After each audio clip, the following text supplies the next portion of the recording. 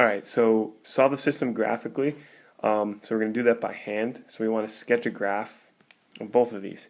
So if we think back to graphing logs, one way that we did it was we put it in exponential form.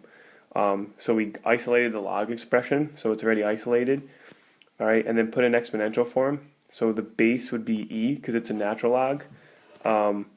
Your answer is x, and your exponent is y. So we can use this to kind of make a table and plug in values for y and then see what x is. So for example, like if I plugged in 0 for y, that's an easy one because anything to the 0 power is 1. Alright, I have this point here at 0, 1. 1, 0, sorry, I was changing colors. Alright, so we got a point right there. And then let's say we plugged in like 1 for y. Well, then x was e. Now, how would you graph that? Well, you should know that e is around 2.7. So you have like a point 2.7 comma 1, like right up here. Alright, and then if you kept increasing y, x would increase too, because now like when y is 2, x is e squared. So that would be like around 2 or 3 squared, so like between 4 and 9. So you have the point like, let's say like around 7 comma 2. So this is like if you forget what the general shape of a log graph looks like, you could put it in exponential form and check points.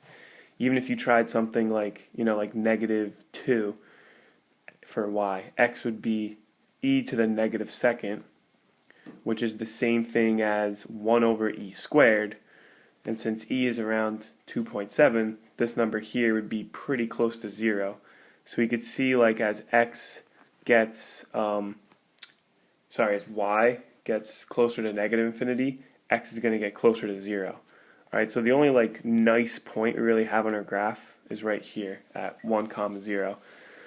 You should also know that this has a domain of x is greater than 0 and a vertical asymptote at x equals 0, because all log functions have a domain of whatever's inside the log expression has to be positive, because of when you put it in exponential form, that's always going to be greater than 0.